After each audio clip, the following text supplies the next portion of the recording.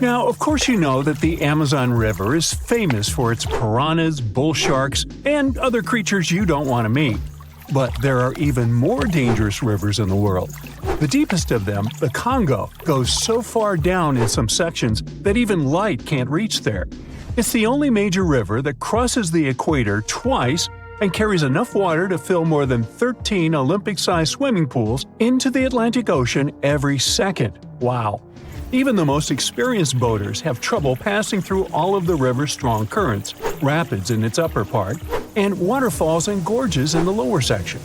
The Congo currents are so fast and powerful that they even divide animals like mountains and oceans do. There are new species of fish evolving separately on the two banks as they can't reach the other side and breed with each other.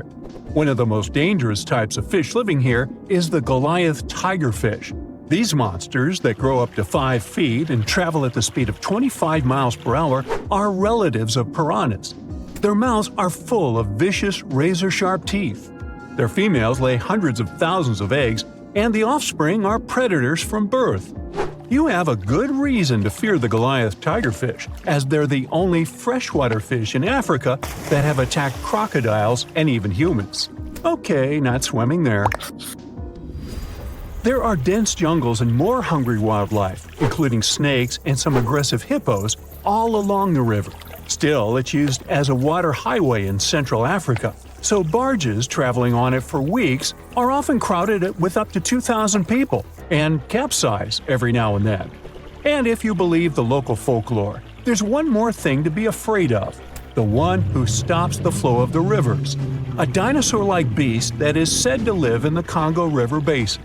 There have been over 100 sightings over the last century, but no one can provide solid evidence the beast is real.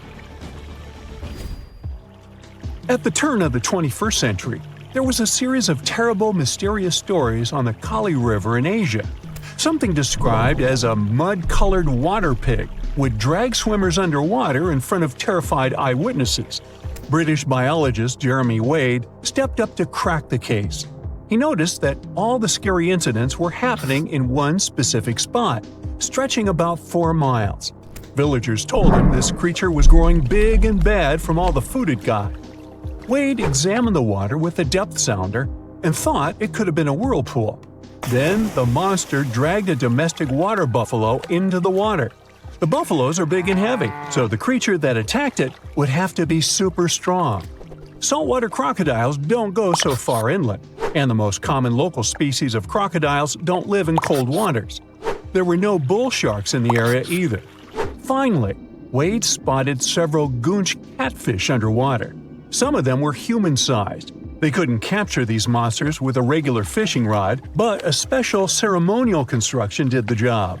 The largest fish was 6 feet 7 inches long and 3 times the weight of an average gaunch. It was large enough to take down a human or a large animal, but Wade mentioned there could be even bigger ones living in the Kali River. The Orinoco River in South America is dangerous to navigate because of some crazy curves and strong underwater currents. It's easy to get lost here, even if you have your GPS on. There are sudden waterfalls all along, and you must be prepared to handle those to survive. The river is the only home to a rare Orinoco crocodile and has some pretty scary-looking vampire fish swimming around. This Piranha fish has sharp, spiky daggers that line their gums and 2 elongated fangs that rise from their lower jaws. Could probably use an orthodontist and some braces, you think? It's a ferocious hunter constantly looking for the next victim, which is going to be a medium or large-sized fish. If a human catches a piranha, it will defend itself, leaving cuts, nips, and bites, but there are no known cases of this cutie taking a human life. Well, that's good. The Yellow River in China received its name after its color, but it wasn't always this yellow. It was first formed at least 30 million years ago and shifted its course over 30 times over the centuries. Yellow sediments moving downstream from a plateau in the distance transformed it from clear to muddy.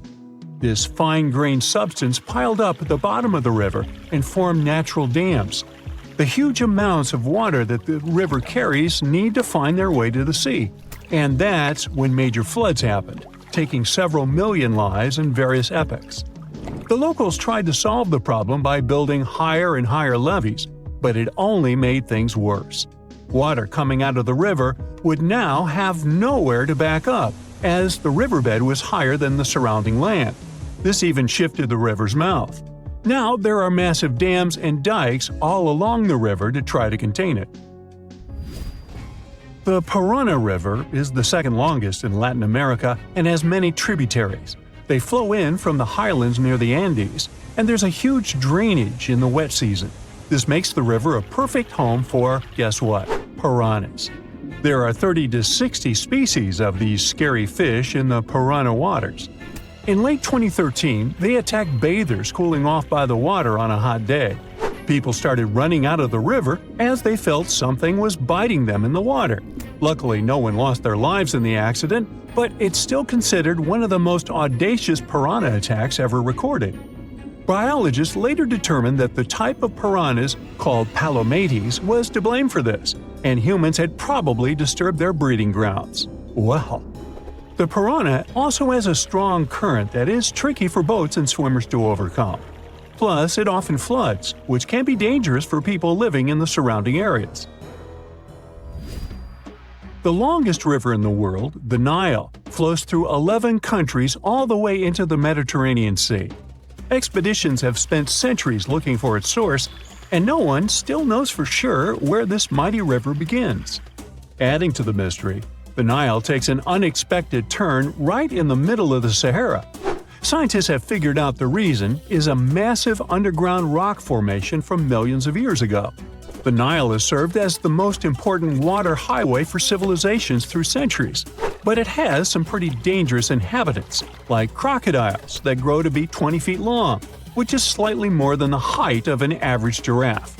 These bad guys can reach a speed of 30 miles per hour on land and take the lives of a couple hundred people every year. Hippopotamuses that also live here sometimes go after boats, and venomous snakes like the black mamba and the Egyptian cobra add to the mix. One of the most dangerous creatures on the Nile is the mosquito, as they carry around all sorts of diseases that affect hundreds of thousands of people. The Brahmaputra River in Asia carries waters from the mighty Himalayas. When the snows in the mountains melt, the river floods massively, causing landslides, displacing millions of people, and taking the lives of hundreds of animals in the nearby national parks. Such floods are also common during the monsoon season in India, from June to October, with heavy rains.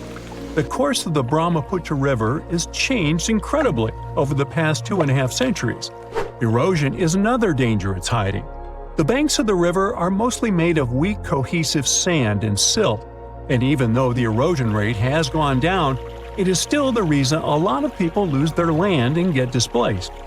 The Brahmaputra is one of the few rivers in the world that has a tidal bore. That's a strong tidal wave that pushes up the river against the current where a river empties into an ocean or sea. And there you have it. Deep in the Amazon, explorers just ruined the best game of hide-and-seek in history. They stumbled across a 500-pound snake snoozing in the mud, convinced its disguise was perfect. At first glance, it looked like a famous green anaconda, and then the lab tests came back. The massive predator turned out to be one of the largest snakes in the world, and a brand new species undiscovered for millions of years. The Amazon is one of the most unwelcoming places on the planet. It's like a video game setting where everything is trying to get you.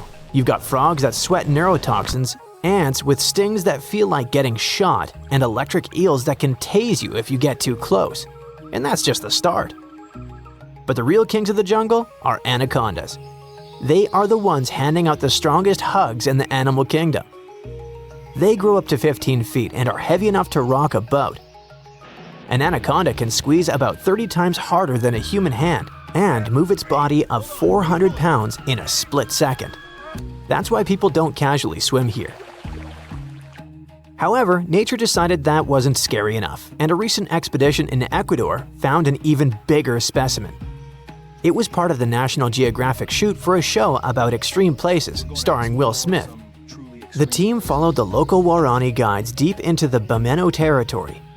a secluded area where they insisted the real giants lived. They weren't lying. On the riverbank was an unusually large female serpent. They named her Ana Julia. She was nearly 21 feet and weighing around 440 pounds. That's the weight of an adult grizzly bear. She stretched nearly to the NBA three-point line, but her weight was what made her unique. Most of us imagine snakes as long, thin garden hoses, but Ana Julia was wider than a human waist. There are a couple of reasons why snakes can get so huge. The river supports a lot of their weight, so they're not hauling huge bodies over land all day. They also don't spend a lot of calories chasing capybaras for miles. When they're hunting, they can set an ambush and wait for hours. Their eyes and nostrils sit on top of their heads so they can stay almost fully underwater and still watch and breathe. Anacondas can also dive. They're able to close the nostrils like valves and stay underwater for almost 20 minutes. They blend in so well that a thirsty deer could be drinking inches away from a snout without even realizing it. When they're resting, they can stay in one spot for more than a day. And because they're snakes, they can eat one massive meal and just doze off for a while. We know the snake is a she because, among anacondas, it's the females that grow this big. This is because of a genetic evolutionary phenomenon called sexual dimorphism.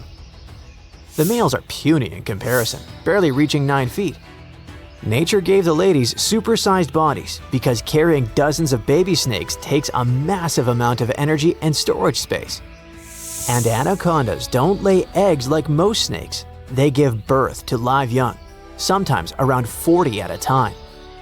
Snakes can keep growing slowly for much of their lives, so reaching Ana Julia's size means she's likely a long-surviving elder, possibly even decades old. We can't really tell the age of a snake. They shed their skin, and that isn't something that can be shown on a blood test. However, what really mattered was the DNA test that showed that Ana Julia wasn't actually the green anaconda. The DNA difference was a massive 5.5%. That sounds small, but in genetics, it's huge. Humans and chimps only differ by about 1%, so these two snakes are 5 times more different from each other than we are from chimps. Scientists call this a cryptic species. It's a phenomenon where animals look like identical twins on the outside, but are total strangers on the genetic level. Some examples you might not be aware of are giraffes. To us, they all look the same, but genetics shows there are several different species. While scientists were surprised by the DNA results of the big snake, the local Waorani guides were not. In fact, they said Ana Julia wasn't even the biggest one out there. They reported seeing anacondas up to about 25 feet. If one giant twin went undiscovered, there are probably even bigger ones. However, even a 25-foot anaconda is like a shoelace compared to what used to live here. If we turn back the clock about 60 million years, the Amazon had monsters twice as long. This is the Titanoboa. Fossils found in a coal mine in Colombia suggest that the snake stretched between 42 and 50 feet. The creature was long but also unbelievably heavy. While our modern record breaker Ana Julia weighed 440 pounds, Titanoboa tipped the scales at 1.25 tons. That's 2,500 pounds of weight with a 3-foot wide body. A snake as heavy as an average walrus, but much, much stronger. So, what caused those creatures to grow so large? The answer is heat. Reptiles are cold-blooded, meaning their bodies don't create their own temperature. They depend on the environment outside. Back then, the tropics were warmer than today. In that kind of constant heat, a giant snake doesn't burn energy just trying to stay alive. It can grow larger and stay active more easily. Titanoboa was probably the greatest wrestler of the prehistoric world. It didn't have venom, only its mighty squeeze. Researchers estimate it could reach 5 times the squeezing power of the modern green anaconda, which is already strong enough to lock down big prey. It had to be that strong because its favorite snack was giant turtles with thick shells. Was it strong enough to take down a T-Rex? That would be a cool fight, but impossible. Titanoboa lived millions of years after the non-bird dinosaurs were gone, so they never met. Ancient oceans were home to some gigantic marine snakes. One of the biggest known examples is from a group called Paleophis. Fossils show that some of those sea snakes could grow just as big as Titanoboa, around 40 feet. They were nothing like the small, colorful snakes we see today, hiding in coral reefs. The largest ocean snakes alive now, like olive snakes, usually reach only about 6 feet. Paleophis had long, heavy bodies built for warm, shallow seas. Instead of weaving through coral, they likely cruised along coastlines and continental shelves, moving through open water. When you are big, you need big meals, so these snakes were hunting primitive sharks and massive fish. They were also built differently from land snakes. Their bodies were flattened on the sides to cut through the current, and their tails ended in wide paddles to push them forward. Today, those ocean giants are gone, but their distant cousins are still patrolling the water.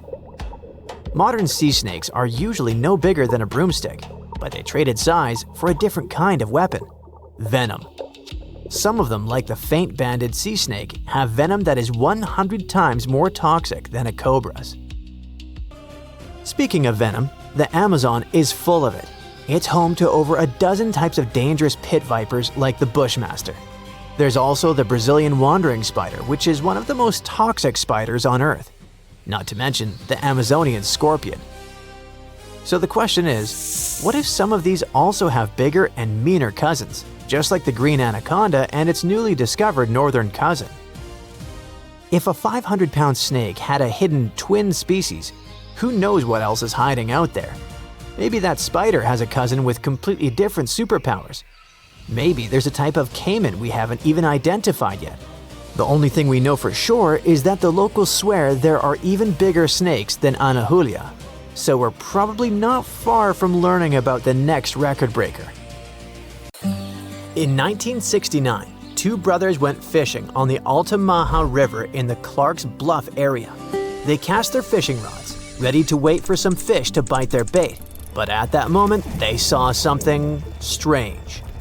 At first they thought it was a sturgeon, but then they saw that the length of this sturgeon was about 13 feet, almost as tall as two basketball players. Of course, such a size didn't frighten the brothers because some species of sturgeon can reach a length of 24 feet, which is about 3.5 basketball players. Something else surprised them. The face of this creature resembled that of an alligator. The tail was horizontal. It had a triangular crest along its upper body and sharp metal-colored teeth protruding from its mouth. A creature that looked like a dinosaur was quite an unusual phenomenon for the time when Steven Spielberg was an aspiring young director and didn't even think about creating Jurassic Park. So, on that day in 1969, two brothers saw something elusive, like Bigfoot or the Loch Ness Monster. They saw a creature that had been the subject of stories for centuries. A creature that is being searched for even today. They met Altamaha-ha. This is a famous and narrow circles monster that lives near the mouth of the Altamaha River in southeastern Georgia. People from the Lower Muskogee Creek tribe talked about it long before the British colonization. In ancient times, there were legends about a snake-like lizard that bellowed and hissed. So this monster has already been elusive for several centuries. But do you know what distinguishes Altamaha-ha from Nessie, Chupacabra, and others? Yes, there are no bad quality photos or videos of Altamaha-ha, but there's a huge amount of evidence from different periods.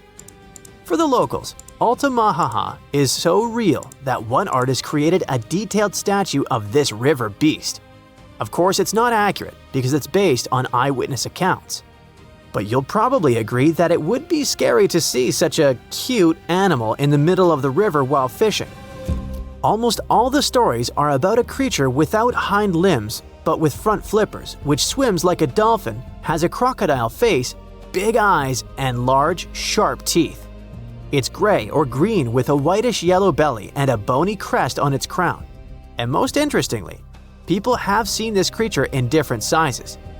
Of course, when you see an unknown dinosaur-like thing, you can exaggerate its size or estimate it incorrectly, which explains the difference in statements. But there's also a probability that Georgia is home to a big family of Altamaha-ha. One of the first people to see this creature and report it to a local newspaper was Captain Delano. On his schooner Eagle, he was sailing near St. Simon's Island, below the mouth of the Altamaha River, when he saw a creature about 70 feet long, which is almost twice the size of a school bus. Its body was like a barrel, and its head was like that of an alligator. It's possible that the captain greatly exaggerated the size of the monster because of the excitement, but several other people who were with him in the boat confirmed his words. From that moment on, reports of the river monster began to appear more often. Someone saw it flashing along the river. Others saw how it behaved defensively towards people. And some people reported that Altamaha-ha was just basking in the sun. Just imagine its displeasure. Not only fishers met Altamaha-ha. In the 20s of the last century, lumberjacks were crossing the river and saw a huge snake-like monster. In 1935, a group of hunters saw a creature they called a giant snake. In the 1940s, Boy Scouts encountered a similar creature. And in the 1950s, 2 employees from Reedsville State Prison saw it. For so many years, people have been meeting it, and no one has ever managed to catch the monster. Perhaps it's smarter than it looks and always very careful. Maybe people are afraid to touch it. Perhaps they consider it a national treasure and protect it. But one day, there was a case when Altamaha-ha almost fell into a trap. In the summer of 1980, 2 men saw a monster wallowing on a muddy shore. It seemed like it was stuck and trying to get out. The witnesses said that the rough, dark-skinned creature had finally left the shore, dived into the water, and disappeared. Later that year, another man said he had seen something similar. A snake-like large creature with 2 brown humps protruding from the water. It dived into the water and churned the surface, like a boat while moving. Other witnesses catching crabs described Altamaha-ha as the largest eel in the world. Okay, stop! Many saw it in the last century, but what about more recent news? Is the monster still alive? Oh yeah. In 2002, a man was pulling a boat upriver near the town of Brunswick when he noticed something large, 20 feet long and about 6.5 feet wide, breaking out of the water. In 2010, a photographer caught something strange on camera floating along a canal in the city of Darien. And these cases are just the ones we know about. Surely, many people have seen this thing but haven't talked about it in newspapers or on the internet. If you don't believe these stories, you can go to Darien, get on a boat, and ride along the river to see this monster with your own eyes. Yes, according to reports, this creature always tries to avoid people. It's very cautious, but all the same, you should not get too close to this water lizard twice the size of a school bus. Go to the Museum of Darien to take a photo of the Altamaha-ha statue. There are also souvenirs with the image of this monster. But let's assume that you or someone else managed not only to take a clear photo of the Altamaha-ha, but also catch it. What is the next course of action? What are you going to tell the world, and how will the world react to it? What will happen to the poor animal, surrounded by millions of flashes from reporters' cameras? Will people make a show out of it or send it to a lab? Fortunately, in 2001, scientists already developed an action plan. This plan was drawn up by Scotland's nature agency, NatureScot, since they had concerns about the Loch Ness Monster. At some point, it became too popular and too many people tried to catch it, so the agency became concerned about saving the life of the famous creature. They showed the Nessie Contingency Plan that can also be used for any unknown animal that lives in water or on land. According to the plan, if the ancient lizard is captured, scientists should take its DNA sample and just release it back into the wild. Fair enough. The animal will receive the same legal protection as other local wildlife in Scotland. All attempts to catch it will be prohibited. But let's imagine that this is exactly what happens. Scientists receive a DNA sample of the Altamaha-ha, the Loch Ness Monster, or other similar creatures. What could those be? Some ancient descendants of dinosaurs? For example, the plesiosaur looks like a distant relative of these monsters. It's huge and has a long neck and a toothy mouth. What if it managed to survive and reach the Altamaha-ha River? Or it may be a completely new, unknown species that lives in deep freshwater. Some people who saw Altamaha-ha said that it had produced a hissing sound. What if it's some kind of ancient python or anaconda that moved from land to water and grew fins? In any case, it should not be ruled out that it may be some kind of eel or sturgeon. One day, someone saw it, was impressed, and told other people about it with great exaggeration. Everyone believed it and started spreading the story. What do you think?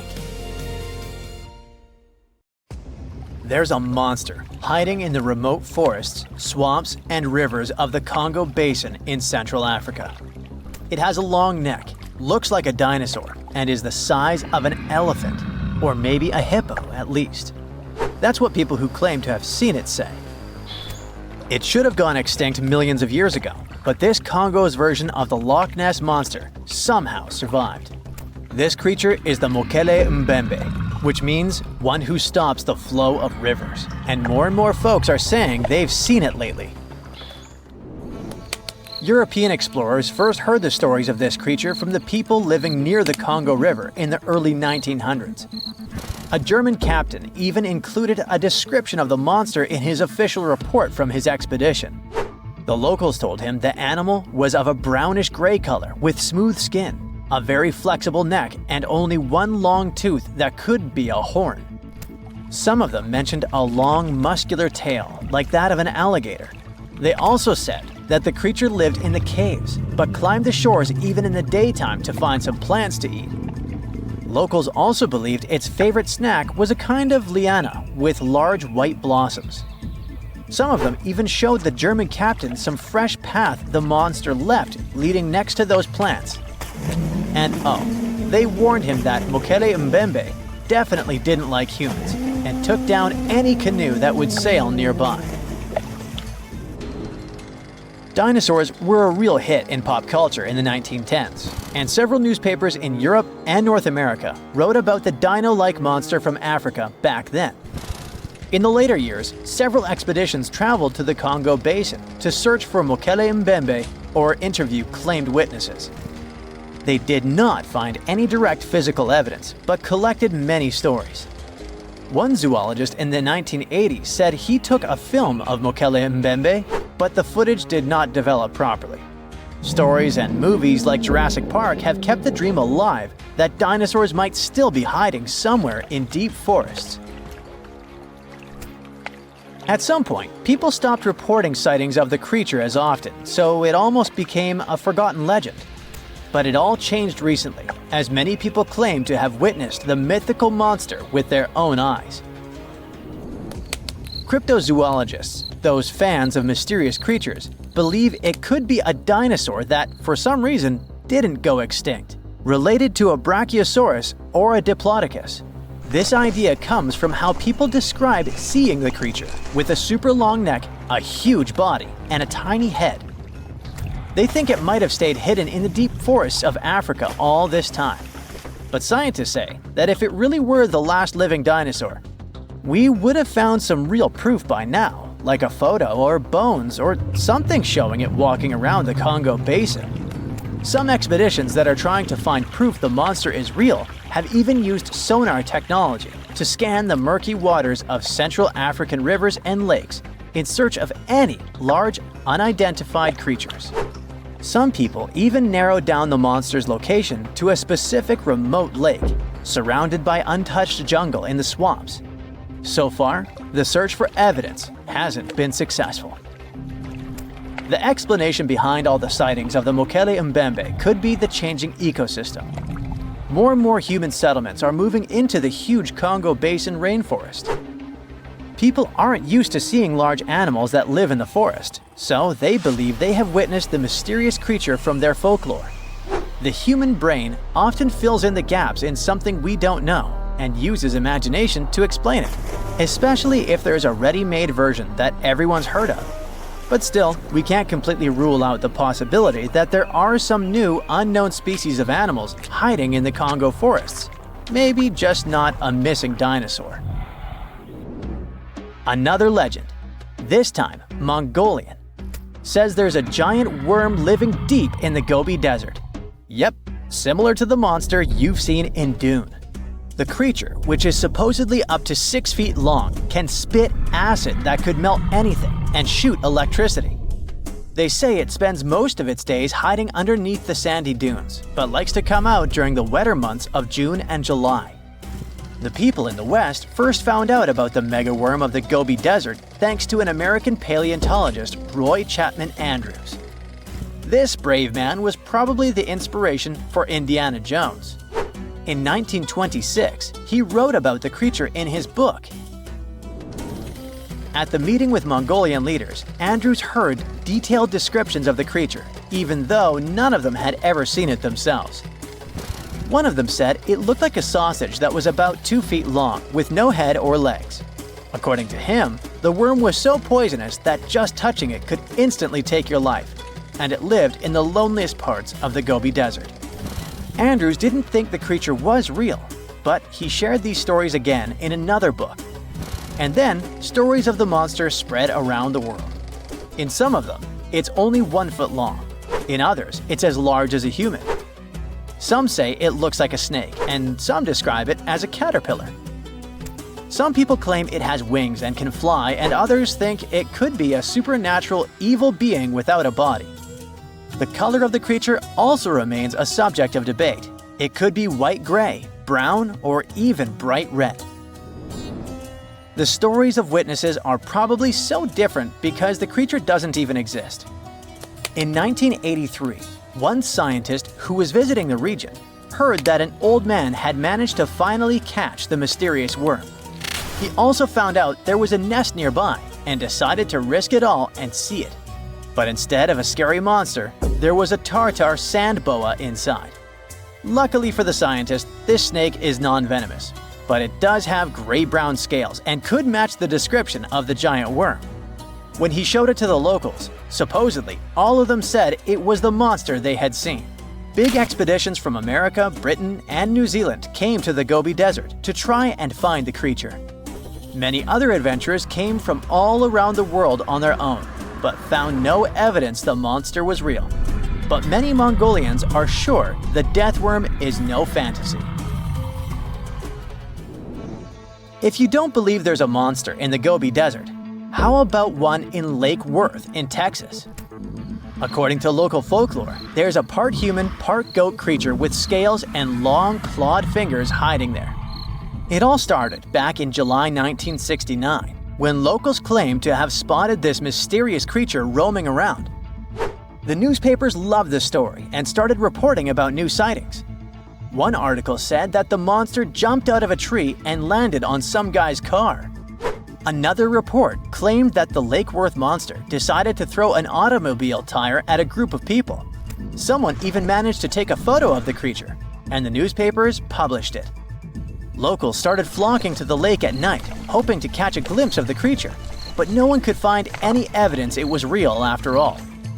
The author of the monster's photograph later said it was most likely someone's prank, because the creature really wanted to be seen. Then, a reporter from the local newspaper received an anonymous letter saying that it was 3 high school students who decided to dress up and scare people. Even despite this, some cryptozoologists think it could have been an undiscovered primate species that walks on 2 legs. We don't know if the Worth monster is real, but it does one good thing and brings together the local community. Every year since 2009, they throw the Lake Worth Monster Bash. Now, if Earth's history were a movie, we humans would only take up the last second of the end credits. Our planet has been around for about 4.6 billion years, but our human story began about 300,000 years ago in Africa. Now, our ancestors had some wild adventures in nature. They could have run into creatures so big they'd make today's elephants look like puppies. The woolly mammoth is a pretty famous animal, sure. His cousin, though, the Columbian mammoth, not so much. This giant used to roam places from Canada all the way down to Mexico. Unlike the furrier woolly mammoths which hung out in colder places, these animals had shorter hair, resembling huge elephants. They also had incredibly large tusks, like 12 feet worth of spiraling sturdy tusks. And they weren't just for show, they came in handy when facing predators. That includes our ancestors. If you think about sloths these days, you're picturing these adorably slow creatures. They couldn't possibly be in your list of most dangerous animals. Well, their grandparents might have. For starters, we call them ground sloths, and they vary a lot in size. Some were as big as rhinos, and others, like the Megatherium, were as colossal as elephants. Imagine seeing a 20-foot-long sloth which doesn't mind chewing on some meat every now and then, at least in theory. Ever heard of Bigfoot? Well, our next animal kind of looks like him, but is a distant cousin to orangutans. Meet Gigantopithecus, the largest primate to ever call our planet its home. Standing tall at 10 feet and weighing more than 600 pounds, these animals were amazing to look at in real life. Unlike Bigfoot, they weren't constantly hiding. In fact, it's believed they were peaceful and gentle creatures.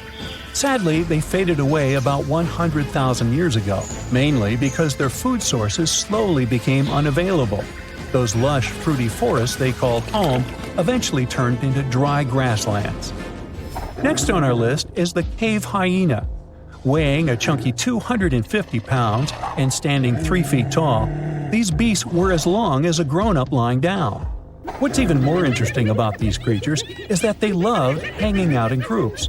A pack could be as big as 30 of these animals, which meant they could easily take on even the biggest, heaviest mastodons.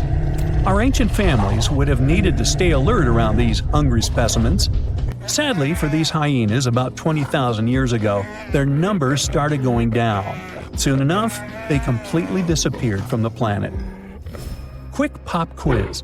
What's called a tiger but isn't really one? It's the saber-toothed tiger. I mean, sure, they belong to the feline family, but they aren't technically tigers. First appearing around 42 million years ago, in July, I think, many of their kind were gone before we even showed up. However, early Americans might have bumped into a couple of specimens from this group. If that really happened, it would have been quite the encounter. Think of the biggest wild lion today or the hefty Siberian tiger. These big cats also had some incredible features hidden in their fur. They were good at sneaking around, hiding, and pouncing on mammoths bigger than themselves. Their bite wasn't that strong, but they could open their jaws wide, like twice as much as a lion. And although their teeth were a bit on the weak side, they had buff forearms to pin down their dinner, giving those big fangs a purpose. Not the kind of kitty you'd want to play with. Dire wolves made their debut about 250,000 years ago. They were like the gray wolves we know today, but a lot stronger. While wolves these days stretch out to about 6 feet and tip the scales at 170 pounds max, dire wolves were about 5 feet and about 150 pounds. Found all over North and South America, they had admirable jaws, biting nearly a third harder than their modern counterparts. Also, their favorite snack was horses. But just like many other majestic beasts of the past, they faded away around 10,000 years ago. Now, names can be deceiving. Take the American lion, for example. It's not really a lion, it's more of a panther's big cousin. The other part of the name is correct, though. They did live in America about 330,000 years ago. This feline was no lap cat either. They were at the top of the wildcat pyramid, weighing a colossal 772 pounds. That's like stacking 4 grown men on a scale. Even the mighty African lion would look a tad bit shy beside these beasts. With the muscle to take down a bison, you wouldn't want to accidentally interrupt their dinner. They parted ways with this planet around 11,000 years ago, right after the last ice age. Now, down in Australia, about 50,000 years ago, I wasn't around then, there lurked a relative of the Komodo dragon, the Megalania. Experts love to have debates on how big it was. Some say it stretched out to 23 feet. Others think it was just about 11 feet long. Either way, they were basically mega-sized Komodo dragons with a dangerous bite. If you think bears are already big and fluffy now, let's introduce the short-faced bear. While this big creature stood on its hind legs, it towered at 14 feet. With long limbs, they could outrun today's bears, hitting speeds up to 40 miles per hour. These ultra bears sadly disappeared around 11,600 years ago.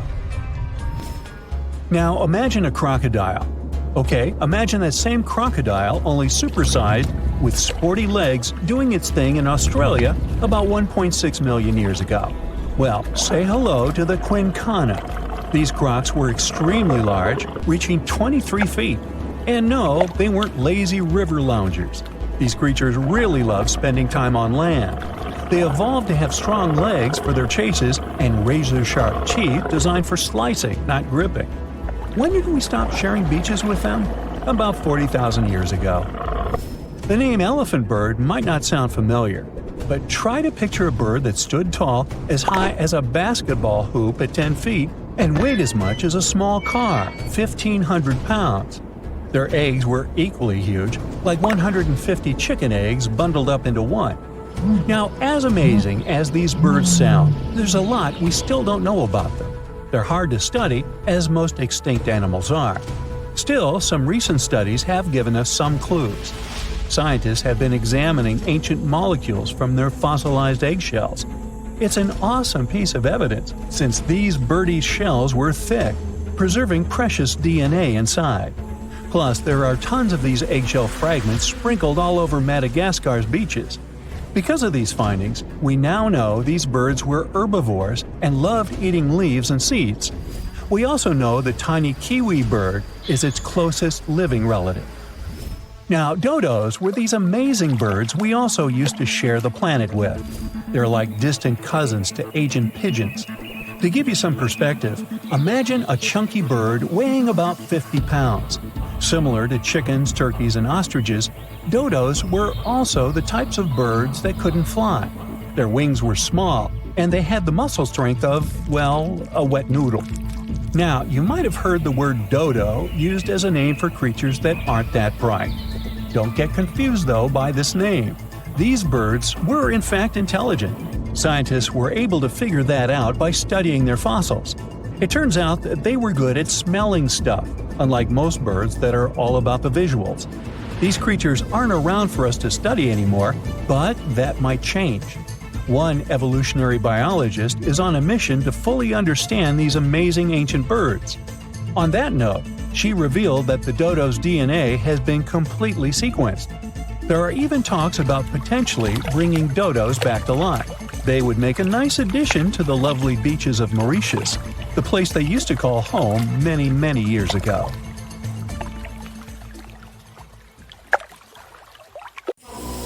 Beneath the thick, shadowy canopy of a prehistoric rainforest, a silent hunter slides into the murky river waters. This is Titanoboa. Its size is horrifying, stretching over 40 feet long, which is about the length of a school bus, and weighing as much as a small car. It reigns as the largest snake ever known. This is around 60 million years ago. It's only been 6 million years since the dinosaurs were wiped out by an uninvited asteroid. Nature is slowly returning to life, the Paleocene epoch. Titanoboa's home is lush and sweltering.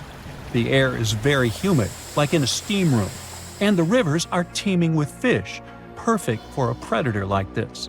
Now that the dinosaurs are gone, Titanoboa becomes the queen of hunting. It's perfectly built for both power and stealth. A strong, sturdy spine can hold the snake's massive size while staying smooth and silent. Titanoboa glides through the water like a shadow, barely visible. It doesn't chase. It doesn't need to. Titanoboa waits beneath the river's surface in darkness. A bunch of ancient lungfish meanders too close. With one surge, it lunges, its jaws snapping shut. The fish doesn't stand a chance. Titanoboa's grip is unrelenting. After the prey stops moving, the snake immediately consumes it whole. For millions of years, this snake ruled the rainforests. Nothing could challenge it, not the prehistoric crocodiles, not the small mammals, not even the birds. But, as it turns out, it wasn't the only apex predator. Alongside Titanoboa, there was this entire family of snakes, a huge biological tree full of snake genomes and species. Their history spans around 100 million years, all the way to the Cretaceous period. We find their fossils all over South America, Africa, India, and Australia. That's because they evolved in the Gondwanan continents. Back then, all of this was one huge landmass, and they lived right in the heart of it. Now, this family coexisted with all the dinosaurs. The dinosaurs ruled the world back then, and the snakes couldn't be all that dangerous. They lived in the dinosaur's shadow, adapting to survive. Some of them fed on small mammals. Others waited for the dinosaur eggs to hatch. Some were super bold and went straight for baby dinosaurs. Fossils of one species showed the remains of a little titanosaur, that giant long-necked dinosaur, inside its stomach. And when the age of dinosaurs finally ended in a fiery cataclysm, it was time for these snakes to celebrate. After the asteroid disaster, the world entered a new era of heat and humidity. The warmer the climate, the easier it is for cold reptiles to thrive. Snakes, including Titanoboa, grew larger than ever, but so did the members of this family. All the snakes spread across continents, growing larger and scarier by the century. And eventually, Titanoboa stopped being the only ruler of jungles. Fast forward to about 47 million years ago. Now it's the Middle Eocene epoch, the tropical lowlands of what today is western India. A lush, swampy place, full of rivers and pools. The earth was warmer, with turtles and crocodile-like creatures basking in the sun. And there evolved the largest and most fearsome predator of them all, Vasuki indicus.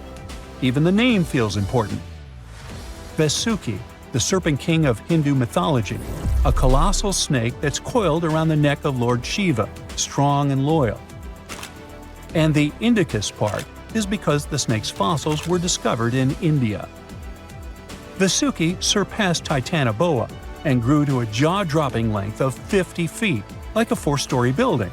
It also weighed as much as a small elephant. Unlike Titanoboa, who preferred to hunt in the rivers, Vasuki mostly hunted on land, though it still could venture into the water when needed. It prowled the marshy ground with quiet, calculated movements, blending with the dense undergrowth. Vasuki also ate crocodiles, massive turtles, and even early whales in local water pools. No one stood a chance. It had immense muscles and squeezed with unimaginable force. But the snake's jaws were much scarier. Unlike Titanoboa and today's pythons, Vasuki couldn't swallow massive prey whole. Instead, it ate them alive with its teeth, just like this. Fast and absolutely brutal, it was an apex predator of its time. And don't forget that we're not talking about one Titanoboa or one Vasuki. These snakes were part of entire populations. In the Paleocene, rivers were full of various Titanoboas. Some were younger, smaller ones, fighting for survival, while the oldest and largest ones dominated the waterways, in the same way as generations of Vasuki indicus competed with each other for thousands of years. Through the years, many siblings of this family got themselves a region to rule over. For example, alongside Vasuki, this big guy was thriving in northern Africa, in what is today's Egypt. Back then, this land was full of water and swamps. Before we learn more about other snakes, this one was considered the largest, about 36 feet long. That's still bigger than today's most powerful snakes, like the green anaconda. But then, we reached the Pleistocene epoch, from about 2.5 million years ago to only 11,000 years ago. Modern humans were evolving all over the world, and now the snakes had a new problem, an even worse one than dinosaurs. While we were developing brains, in Australia, there ruled the local king of snakes. Their names also come from legends. That's how indigenous Australians called their mythological rainbow serpent the creator of the world. It's like a problem of a chicken and an egg. Was the snake named after a deity, or did the Aboriginal people create their deity after a snake?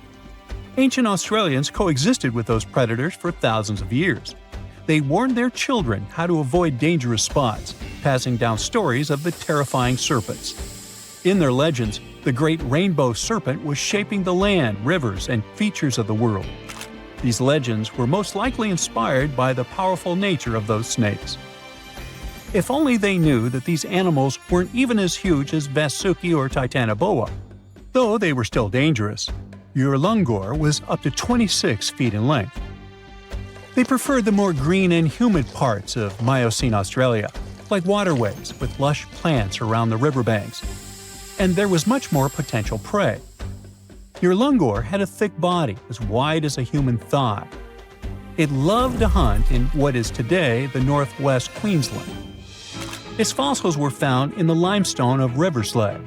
It was a fascinating find. The skull was almost intact, with teeth and everything, which is crazy considering that snake skulls are very fragile and usually don't survive fossilization. Just like snakes before it, Urlungor didn't rely on venom. It was a constrictor, quick and powerful. But at least now these reptiles weren't as brutal. Their hugs quickly caused cardiac arrest in their prey. So the end came rather quickly. Also, they no longer could swallow the prey whole, and didn't have the same sharp teeth as Vasuki or Titanoboa. So both Urlungor and Wanambi had to eat very slowly, just like pythons today. Meanwhile, Wanambi was about 20 feet long. This one had a similar head, so it could only hunt marsupials, reptiles, and other little things that ventured too close. Wanambi's domain was the waterhole. It lay coiled in the shade, motionless, its body blending seamlessly with the dusty earth. If kangaroos and wallabies cautiously approached to drink, they wouldn't even notice the predator until it was too late. The Wanambi snakes lingered in Australia for millions of years. Even when the climate and ecosystem changed, it didn't bother these guys. In fact, they thrived in Australia's cooler, drier regions. Yet, even giants fall. Time moved on, the earth cooled even more, and nature began to change. Wanambi managed to last up to around 50,000 years ago, and could have lasted longer if it wasn't for humans.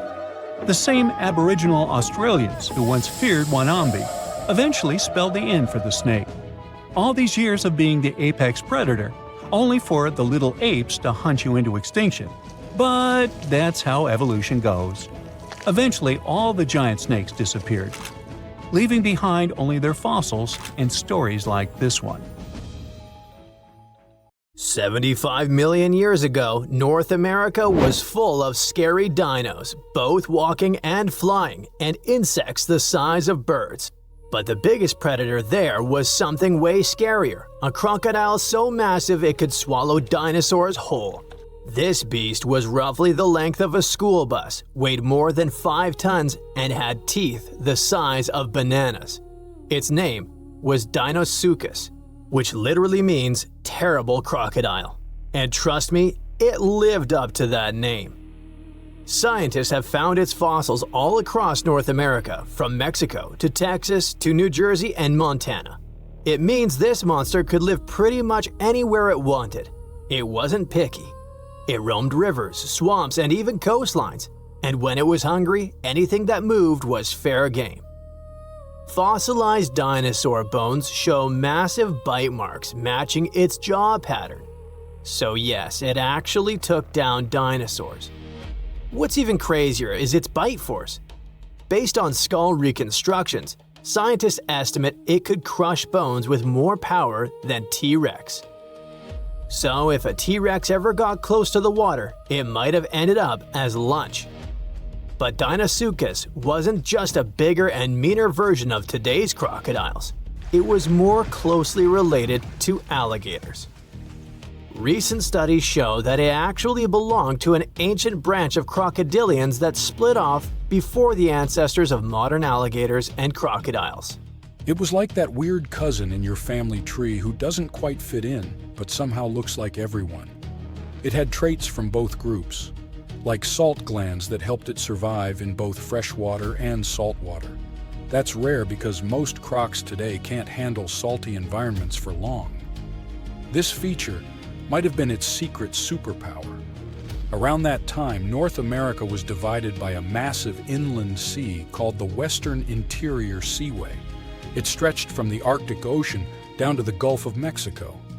Deinosuchus could travel across it, sneaking along the coasts and striking anywhere there was food. Still, scientists argue about its favorite hangout spot. Some say it mostly lived in rivers and swamps, and the fossils found near the coast just happened to be preserved better there. Others think it really did patrol the ancient shoreline, waiting for dinosaurs that wandered too close. Either way, this reptile ruled its world, and the climate of its time helped it thrive. The late Cretaceous was a warm, humid idyll filled with wetlands, forests, and endless food sources.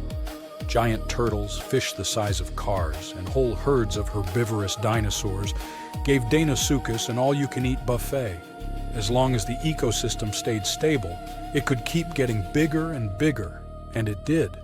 Throughout Earth's history, huge crocodiles have evolved again and again. It's like nature's favorite blueprint for apex predator. Even today, Nile crocs and saltwater crocs are living proof that this ancient design still works perfectly. Some scientists even joke that crocodiles are basically dinosaurs that decided to chill and wait it out. They survived mass extinctions while most other big reptiles vanished. Deinosuchus wasn't so lucky and went extinct around 73 million years ago, most likely because the environment changed and its food sources dwindled. But the ocean is still full of mysteries. Maybe some gigantic croc-like beasts are still lurking out there. And while we're guessing, let's look at some other prehistoric creatures that make scientists rewrite what they thought we knew about life on Earth. First up, we have the Dragon of Death. Don't even make me pronounce its full name, Thanatosdracon amaru. Scientists found its bones in western Argentina, in formation layers called the Plautier Formation, from about 86 million years ago, the late Cretaceous. This creature wasn't just big, it was gigantic for a flying reptile. Judging by some of its bones, it has a wingspan somewhere between 23 and 30 feet. That's like a small plane wing outstretched. It's officially one of the largest pterosaurs ever discovered in South America. Its fossils are pretty well preserved, including parts that are usually squishy and fragile in flying reptiles like vertebrae and limb bones. This gives scientists clues not just about how it moved, but about what ecosystems were like back then. Looks like it enjoyed marshy floodplains, big open skies, and plenty of prey below. Our dragon likely used its size to its advantage, either going after small dinosaurs or scavenging. The fact that this massive creature managed to evolve wings capable of flight is just crazy. Next, we've got a creature that looks like a mix of a dino and a skunk to me, Stegosaurus elengasin. Scientists found fossils of this cool guy in southern Chile, among rocks deposited about 75 million years ago. The thing that hits you first, let's hope, not literally, is its tail. Instead of the usual spikes or clubs you get in other armored dinos like ankylosaurs, Stegosaurus had a flat blade-like tail made from fused bones. It looked almost like a weird paddle or frond. Scientists compare it to Aztec ammunition because of that blade structure across the tail's rear half. It wasn't huge, only about 6.5 feet long, but what it lacked in size it made up for in weirdness and cleverness. Its body had armor plates, protective skin scutes, and a skull structure showing features of different dinos. So it was kind of a hybrid in style, which got paleontologists rewriting some of the family trees of armored dinosaurs. Also, the fossil is unusually complete, about 80%, which is rare because armor bones are often damaged or missing. This is super useful for science because it shows us how armor evolved, especially in southern continents. And you definitely need to meet our next hero, a truly bizarre marine reptile that once patrolled the waters of what's now Wyoming, Serpentes fisteri. This creature was part crocodile, part sea monster, and 100% nightmare fuel. Scientists first found its fossils over 25 years ago, but they only recently managed to piece together enough of its remains to truly understand it. It had a super long neck, which was normal for plesiosaurs, and a croc-like skull and body. Most fossil books would tell you these traits shouldn't exist in the same animal, so this guy was a stunning exception. Paleontologists have found its lower jaw, a large portion of its skull, neck vertebrae, tail, and ribs. So they were able to reconstruct not just what it looked like, but how it likely moved, swam, and hunted. About 35% of its body is preserved, which is not so often for marine reptiles, and it lets scientists learn a lot about its lifestyle. With its long neck and the power of a crocodile, plus a super combo of speed, reach, and bite, this guy was most likely a top predator of its time. Last but not least, we have this cool dino, Duonicus tsokhtbatari, that lived in Mongolia's Gobi Desert around 90 to 95 million years ago during the Cretaceous period. It wasn't a meat-eater like T-Rex, but more of a plant muncher. It grew to about 10 feet long, roughly the size of a tall adult human lying down, and weighed around 575 pounds. Pretty hefty for a leaf-eater. The craziest thing about this heavy guy was its hands. It only had 2 fingers on each hand, and each finger carried a giant curved claw about a foot long, covered in keratin, the same stuff your nails are made of. That keratin actually added over 40% to the claw's length, which is super rare to see preserved in fossils. Because of that, scientists can actually study the full shape and structure of the claw, not just the bone. Its hands weren't just for show, though. We can see fused wrist bones and stiff joints in the fossil, which means it could grab and pull down branches to eat leaves. So, having fewer fingers could actually be a bonus if your goal is to reach and rip down vegetation. It's a really cool example of how dinosaurs adapted in weird and specific ways to survive. No one expected such a strong storm. It's too dangerous to sail back to the land because of high waves and winds. But suddenly, you notice a small green island nearby. You and your friend are about 25 miles off the coast of Brazil. You were fishing and didn't notice black clouds obscuring the blue sky. You're approaching the unknown island and see a Coast Guard boat behind you. People from there are screaming something to you, but you can't make out the words because of the thunder. They tell us we should stay away from that island, your friend says. Despite the warning, you still sail since there's no other way out. Around the island, you notice sharp rocks sticking out of the water like knives in the dark. Now you realize what the Coast Guard warned about, but it's too late. Your boat hits a rock. The bottom is pierced. You start to sink. The rain and wind are getting stronger. Both of you fall overboard. Then, darkness comes. You wake up in the morning because of the scorching sun and a dry mouth. Your friend and the wrecked boat are lying nearby. Apparently, you'll have to wait for rescuers to get out here. Now, in the light of day, you can see how dangerous the island's coast is. It's surrounded by rocks, and you're lucky you've survived. Getting out of here will be difficult. Together with your companion, you decide to look for coconuts and bananas. Your friend goes to the wreckage and pulls out a bag of medicine. Then, both of you leave the sandy beach and enter the dense jungle. A couple of steps later, you hear a strange hiss. You see your friend. His eyes are filled with horror. Goosebumps run down your back. You feel something alive crawling under your feet, and there's a lot of it. You look down and notice slithering snakes. There are dozens of them. They wrap around your legs, get into trees. They're everywhere. Don't move, your friend says. I think I know where we are. You want to ask him a question, but fear takes away your voice. He reads your face and answers the question. We're in one of the most dangerous places on Earth, the Brazilian Snake Island. These are not just some ordinary snakes. This is the golden lancehead, one of the most venomous reptiles in the world. You can find them nowhere else on the planet except for this land. They evolved here naturally, without other snake species intervention. That made their venom 5 times stronger than the venom of ordinary vipers. They're practically the only owners of this island. Nowhere else in the world will you find such a concentration of creeping reptiles on such a small piece of land. And now, they're glad that 2 big lunch meals have arrived. There's little chance of survival, but you're gonna try. The first thing you need to do is get out of your stupor and find a thick stick. This is your best tool right now. If you encounter a venomous snake, the best you can do is retreat slowly. But this time, there are too many of them. They're aggressive and hungry. Together with your friend, you fight off the snakes with a stick. But there's more and more of them coming. One of them falls on your shoulder from a tree and bites your neck. The poison instantly enters your bloodstream and affects your muscles. It feels like your body is melting. It becomes difficult to move, and your neck swells. Your friend grabs you and carries you deep into the jungle.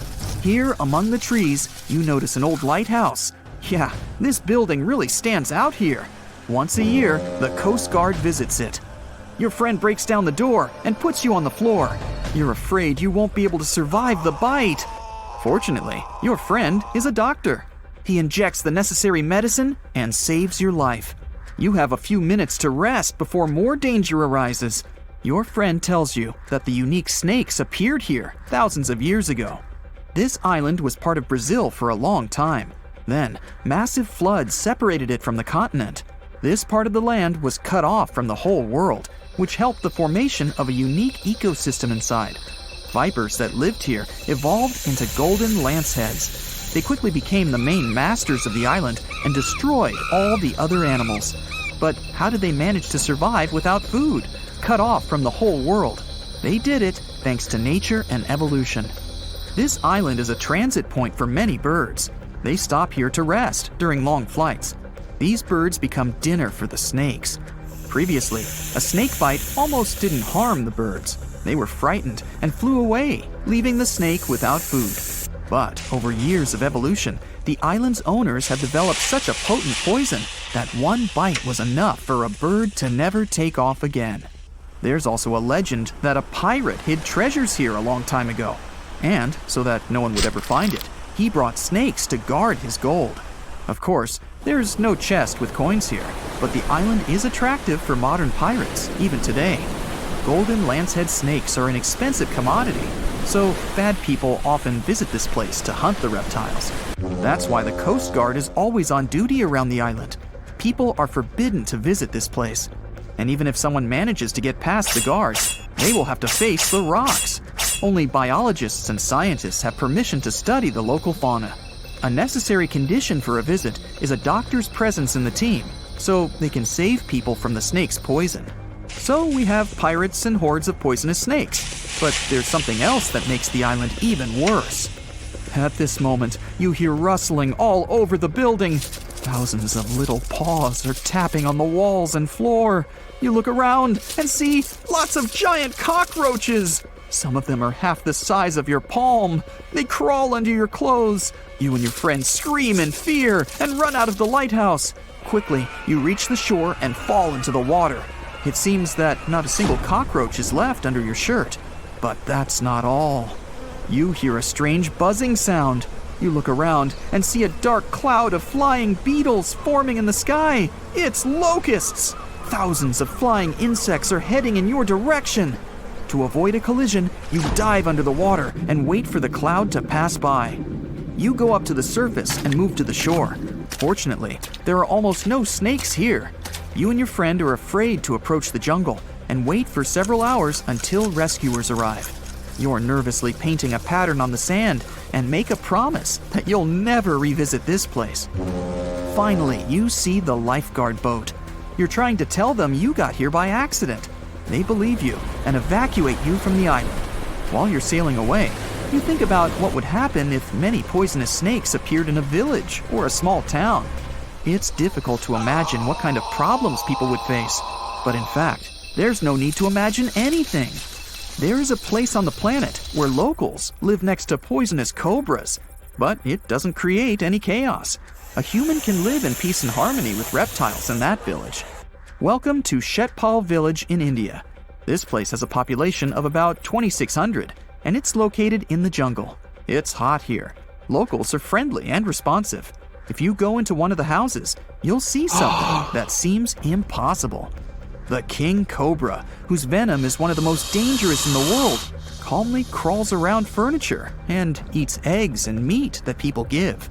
There's even a special corner for the reptile to relax from the scorching sun, drink water, and have a snack. People are happy about the cobra, as if it was a pet. In the village, cobras are everywhere. They come into houses and schools, crawl through the streets, and keep company during dinner. The locals consider them full-fledged residents. They adore them. The snakes are also used to people and don't see them as dangerous. The coolest thing is there has never been a tragic case in the village because of a poisonous bite. There's no other place in the world where cobras live in such harmony with people. You're strapped in a boat cruising down the Amazon River with the sun scorching hot. As you check out your map, your boat starts rocking back and forth. The water is starting to get more intense, so you hang on for dear life. You tuck your map in your pocket and try to take control of your boat. You strike some jagged rocks and duck low to avoid tree branches. Your boat strikes a large rock out of nowhere and capsizes. You're swimming in the murky green water. While you're trying your best to get ashore, your boat gets washed away. Underneath the water lies a whole new world of bizarre and dangerous animals. Kangaroo fish are snake-like creatures that can grow up to 16 inches long. Arapimus can weigh more than an adult male and are taller than most basketball players. They're the biggest freshwater fish in South America. They have a hybrid gill system that forces them to pop up to the surface every 5 to 15 minutes to breathe in oxygen for their large swim bladder. You swim out of the raging water and dry yourself off. Oh no, your map is completely soaked. There's no way you can get to your destination without it. You venture into the thick rainforest, shoving the branches and leaves away. As you get deeper, you notice something on a tree. It's barely moving, but it's got sharp claws and a raggedy coat. It stretches its arm to another branch and tries to pull itself up, ever so slowly. Sloths sleep more than half their days and only head down from trees once a week. They're so motionless, they sometimes grow algae and moss on their fur. The rainforest gets denser with each step until there's barely any sunlight illuminating the path in front of you. You notice a figure following you. With every branch you step on, you can hear a faint sound right next to you creeping around. You start walking a bit faster, and the sound catches up with you. You make it out of the dense part and tread along a narrow path until you reach a cliff. You can't walk normally here, so you pin against the wall and walk sideways to cross the hills. You slowly move across with the river 30 feet below you. You move your right foot, and some rocks fall into the river. You keep going and misstep. You're about to fall, but you hold on to a large tree branch and pull yourself up. You notice a couple of colorful, poison frogs inches away from your fingers. Touching any of these frogs can be extremely dangerous and harmful, despite their amazing color patterns. The golden poison frog is one of the most poisonous animals in the world. One of them hops right next to you, so you let go of the branch and fall back in the river. The river is washing you down until you reach a calm current. Underneath you is a swarm of piranhas swimming with their sharp teeth. The red color on their skin is unmistakable, so you swim off like an Olympic athlete. Piranhas will eat anything that gets in their way, no matter the size. You grip onto a log and climb up a small rock to catch your breath. There's a huge electric eel underneath the rock. Despite their name, they're more related to catfish than eels. They use their powerful 600 volts of electricity to defend themselves and catch food. You're stuck, unless you're like the common basilisk that can run on the water like a jet ski. These incredible lizards have special webbing on their toes and can run the distance of a basketball court. You hop on a bunch of rocks until you reach the land. You continue walking along the riverbank until you come across a moving rock. You rub your eyes and see it moving again. It's a dinosaur-looking turtle that resembles a crocodile with armor. The mata is a freshwater turtle that disguises itself with its surroundings to catch prey. Their heads stretch longer than their bodies. You shimmy your way past it and continue. You head back into the rainforest and find a spot to rest. Wait, there are giant ants everywhere. They're the biggest ants in the world and can produce one of the most painful stings out there, even comparable to a wasp's sting. You immediately get up and find another place to rest. As you continue walking along, you notice the same feeling of something following you. You can hear some leaves rustling, but it's getting dark and there's no way of telling. You find a nice little spot to build a campfire and catch some Z's. But in the Amazon, everything is a threat, except for those cute capybaras wandering around. They live in groups next to water sources. They're also the biggest rodents in the world. You don't need to worry about them if you're stuck in the middle of the Amazon rainforest. Suddenly, you feel something slithering up next to you.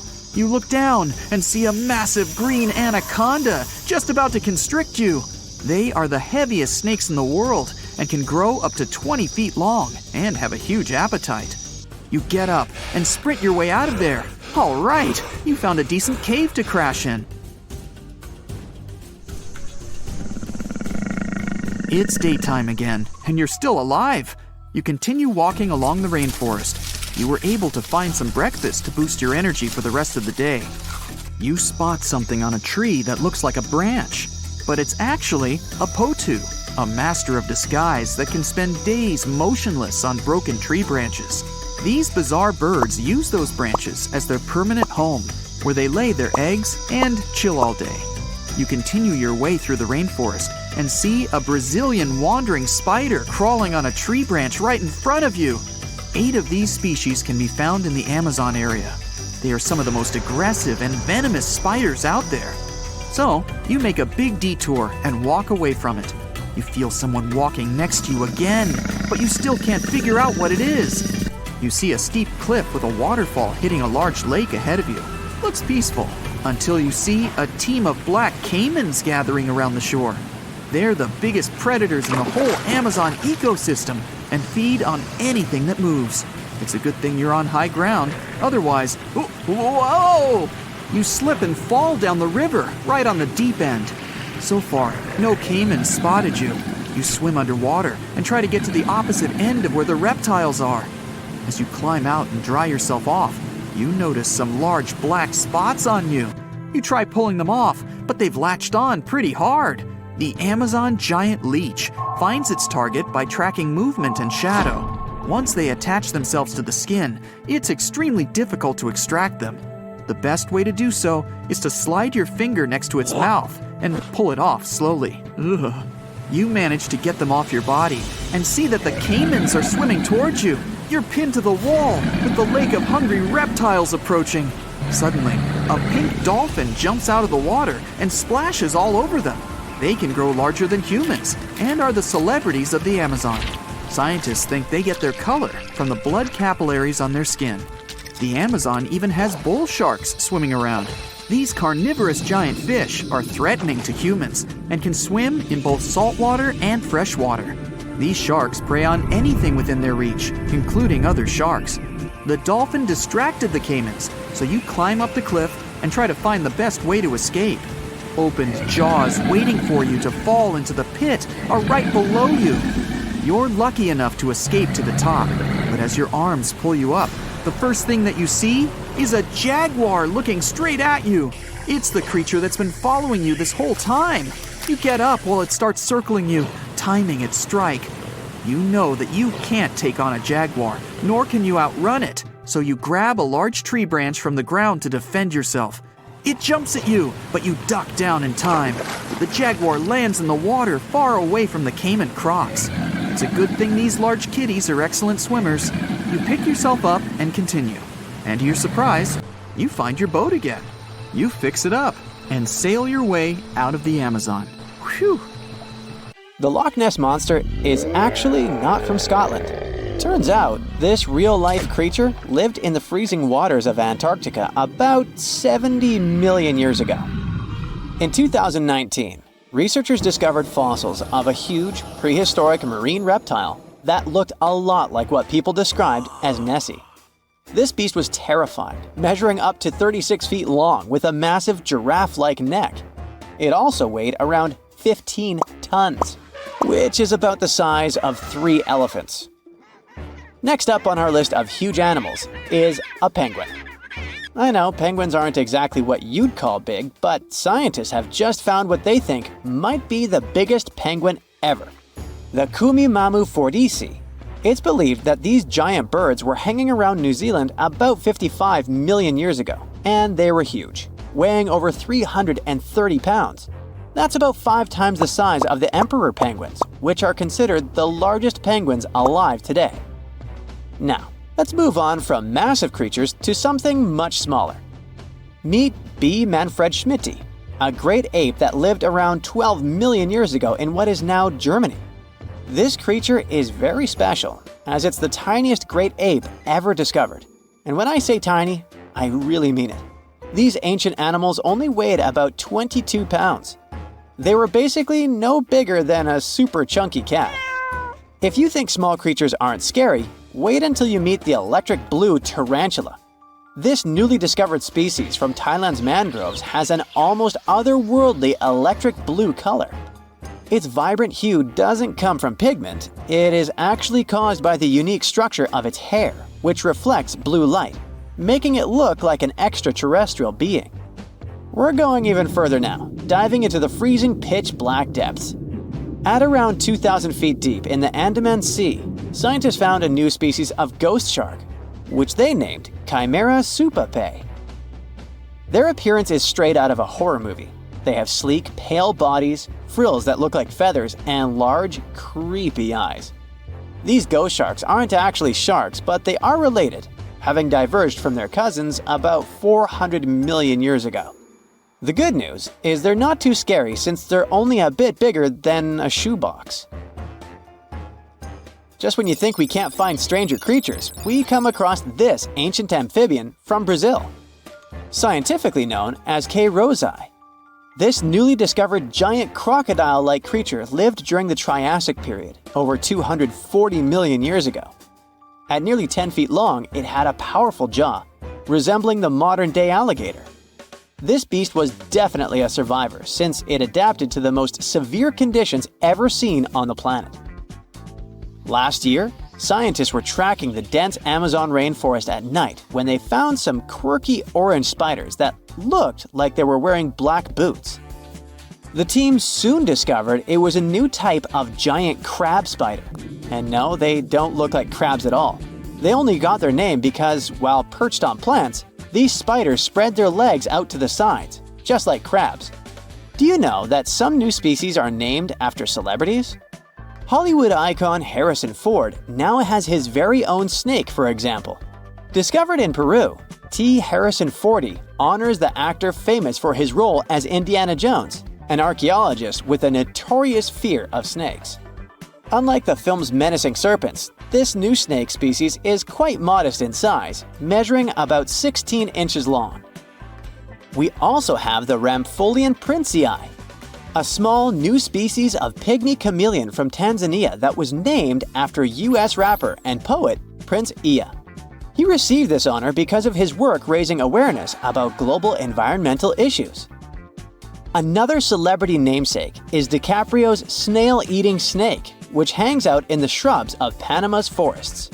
This S. Irmelindi caprioi is about 15 inches long and spends its nights on palm fronds looking for snails and slugs.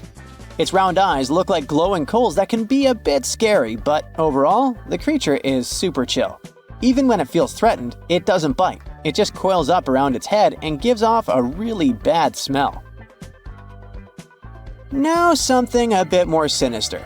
Meet Venomius tomhardii. Does that name ring a bell? Exactly. This new species of spider was named after Tom Hardy's portrayal of the infamous Marvel character Venom. And all because the black spots on the spider's abdomen reminded researchers of the famous anti-hero. Most spiders of this species were found in Australia at night, sitting in their elaborate webs in forested areas near the coast. When disturbed, these creepy crawlers often hide in silk-lined hollows in tree branches. We've also got something for the Lord of the Rings fans. In the vast and warm waters of the Amazon River, scientists have just discovered a new species of pacu. This fish is a relative of the terrifying piranha, with a plant-based diet and human-like teeth. It was named Myloplus sauron, because of a bold vertical black mark on its side, which reminded researchers of the fiery eye symbol of the villain Sauron from Tolkien's epic saga. Wait, is that a tanned capybara or a wild dog? Well, actually, it's neither. This is a newly discovered dwarf deer. This tiny creature, about the size of a basset hound, scurries through the forests of Peru. The combo of large eyes, stocky body, and short legs makes this animal simply adorable. This cute little deer is the complete opposite of what we've got coming up next. This bizarre-looking creature is what we believe the beast of 5 teeth might have looked like. Its fossils, found in Chilean Patagonia, showed that it lived during the age of dinosaurs, about 72 million years ago. This finding is just another piece of evidence that mammals had been roaming around that part of South America much earlier than we thought. Moving from the forests of South America to the deserts of Australia, we come across a sand dragon lizard, known scientifically as Cteniferus tayacalpa. With its sandy color and long, lean body, this lizard looks like it could star in a Dune movie. Discovered last year, this sand dragon lizard blends in perfectly with the hot sands of the Great Victoria Desert in southern Australia. For over 10 years, a large-eyed creature managed to hide from scientists who ventured into the mountains of southwestern China. But not this time. In 2023, the group finally managed to take photos of 7 frogs that didn't match any known species. They're now known as Leishan odorous frogs, a species that grows to be about 2 inches long and has small bumps all over their grass-green bodies. Off the coast of Chile, we have recently found a seamount nearly 4 times as high as the Burj Khalifa. Underwater mountains are usually home to beautiful life forms, like sponge gardens and ancient corals. But this Chilean seamount also hid a creature known as the flying spaghetti monster. It's a rare type of squid with long noodle-like tentacles that make it look like an underwater pasta dish. Including its tentacles, this strange creature can be over 130 feet long. Recently, scientists were diving into the cold waters of the Antarctic Peninsula when they thought they had found an ordinary dragonfish swimming by. But there was something unusual about this one. It turned out that this fish had 2 darker vertical stripes along its slender body. That's when they realized they were looking at a new species, the banded dragonfish. From bizarre sea creatures to a cute one. In 2017, locals were diving near Kume Island in Japan when they found the skeleton panda sea squirt. This deep-sea oddity quickly won people over with its look because its black spots actually resemble a panda bear's eyes and ears. At least if you have a good imagination. This unusual creature filters water to catch its food, and is yet another reminder of the ocean's hidden wonders. Now imagine a creature with a body that is reminiscent of a cuttlefish, with eyes sticking out from stalks like a funky headband, fins on its tail, and a long skinny nose ending in a mouth full of teeth. Or maybe this thing could be a claw. Yep, the Tully monster is on the move. It's definitely one of those freaky creatures you wouldn't like to face while scuba diving somewhere. Luckily, it went extinct 300 million years ago. This unusual marine beast was discovered in the 1950s in Illinois, and scientists couldn't even agree what it really was. Some thought it was a vertebrate, which means a group of creatures with a spine, like us humans. But a team of researchers in Japan studied many fossils of the Tully monster, using advanced laser scanning technology to check them in detail in 3 dimensions. There's still a lot they don't know about the Tully monster, but they managed to realize it didn't have any spine at all. Now the next step was to see what type of invertebrate it was. Could it be vertebrate-like, such as a land sled? Or are we talking about something closer to snails and worms? They also discovered the creature had segmentation in the head area that extended from its body, and that's not something bony creatures have. Still, in recent years, some researchers had the idea the Tully beastie could be related to jawless fish, such as lampreys. These fellows belong to the most ancient group of vertebrates, and are not pleasant to see either. In the case of lampreys, we're not talking about extinct animals. They're still out there somewhere, wandering the ocean and scaring other animals, or you, if you see it in the northern and western parts of the Atlantic Ocean where they live. And they've been here really long, even before the dinosaurs. A long time ago, long before humans or I even existed, there were eurypterids, weird creatures from a group we call arthropods, which includes spiders, insects, and crabs. But eurypterids were unlike anything you've ever seen before. They had a body shape similar to horseshoe crabs, with many segments that made up their body. Instead of legs, they had special appendages at the front that acted like oars. Some even call them giant scorpions, but most eurypterids were actually quite small, except for this special one, which was truly enormous. It could grow to a staggering length of about 8 feet.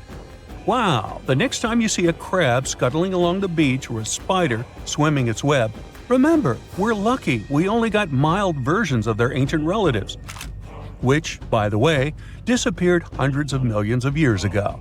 Whew. Now, some eurypterids were pretty fierce and fast predators. They would swiftly swim after their prey, chasing them down in the water. Others were more like scavengers, living on the bottom and feeding on whatever they could find along the way. They had a taste for the leftovers, like some sort of cleanup crew of the ancient oceans. Eurypterids loved to spend their time in brackish water environments. It's water with more salinity than fresh water, but still less than seawater. Now imagine you're just floating around and all of a sudden you see this guy. No, it's not some weird tiny spaceship, and you won't see it floating in space, even though that's where it would perfectly fit in, as some weird creature from another planet you'd see in sci-fi movies. You'd actually see it floating in the sea because we're talking about a really small animal with enormous eyes called Dilophosaurus. Each of its eye bulbs was about a quarter of its whole body length. That's what gives it that space look, like it might live on one of the oceans under the surface where we look for life, like Europa, one of Jupiter's moons, or Titan, Saturn's biggest moon. I could easily imagine creatures like Dilophosaurus giving us a warm welcome once we get to Mars, too. Dilophosaurus had great vision. It would keep a keen eye out for any movement in its surroundings. Once it noticed something, it would swiftly launch its spiky appendages forward. At first, these things looked like tools for fixing stuff, but Dilophosaurus actually used them to capture smaller arthropods. The unusual thing is that even though it had such great eyesight, Dilophosaurus still spent most of its time catching prey in brighter waters near the surface. And yet, scientists found its fossils in the rock layers that are more often associated with darker environments, where animals such as deep-sea crinoids and vampire squids reside today. It's confusing. But one of the explanations for this says it's possible these deep-sea creatures actually lived in shallower waters in the past and later ended up in the depths as the geography of our planet changed over time. No one knew what Dilophosaurus really was. It could belong to a group of arthropods, and it seems to me that's where most of the world's weirdest creatures are. Some believe it could be related to mantis shrimp, while others compare it to blind, worm-like crustaceans that live in dark underwater caves. And check out this enormous worm lurking beneath the sandy ocean floor, patiently waiting for its next meal to swim by. These ancient creatures were like stealthy predators, perfectly camouflaged in their sandy lairs. And now, 20 million years later, scientists have found the remains of their hidden hideaways. The burrow they discovered, shaped like the letter L, was found preserved in ancient sediment on the seafloor of Taiwan. It was around 7 feet long and only an inch wide. That's where the ancestors of modern bobbit worms lived. Bobbit worms have been around for a long time. They can grow to be a few inches to a whopping 10 feet long. A pretty weird creature dominated the skies at the end of the dinosaur age in North America. We know it as Quetzalcoatlus, and it soared above famous dinosaurs like Tyrannosaurus and Triceratops, showing them who the ultimate ruler of the skies was.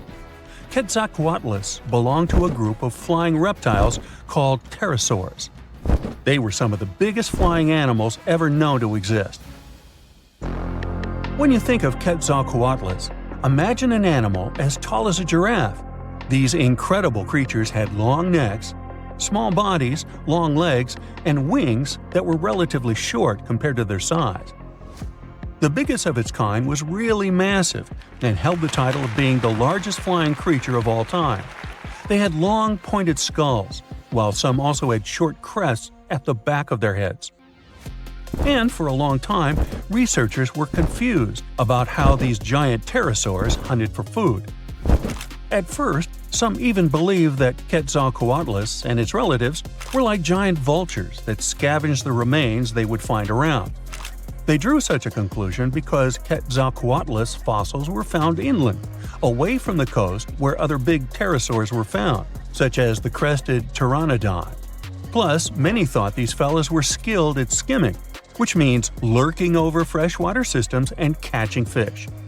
But it appears these massive animals were actually predators with excellent hunting skills. The exact technique they used to catch their prey remains a mystery, though. Now here's another cool discovery, a specific fossil as the oldest evidence of muscle tissue ever found. This fossil belongs to a group of animals that includes modern creatures such as jellyfish, corals, and sea anemones. And it looks so cool and unique, right? It has bundles of fibers arranged in a four-fold symmetrical pattern, similar to what we see in Nedardians today. This arrangement is different from any other fossil from that period. Now, this fossil may look weird, but it helps us understand the evolution of muscle tissue in animals. They, well, all of us actually, got new options for discovering different feeding strategies and generally new things to do thanks to muscles. And it's not like scientists usually get to study fossilized muscles.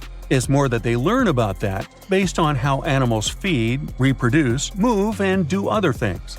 So this cool fossil suggests animals may have had an earlier origin than we used to believe.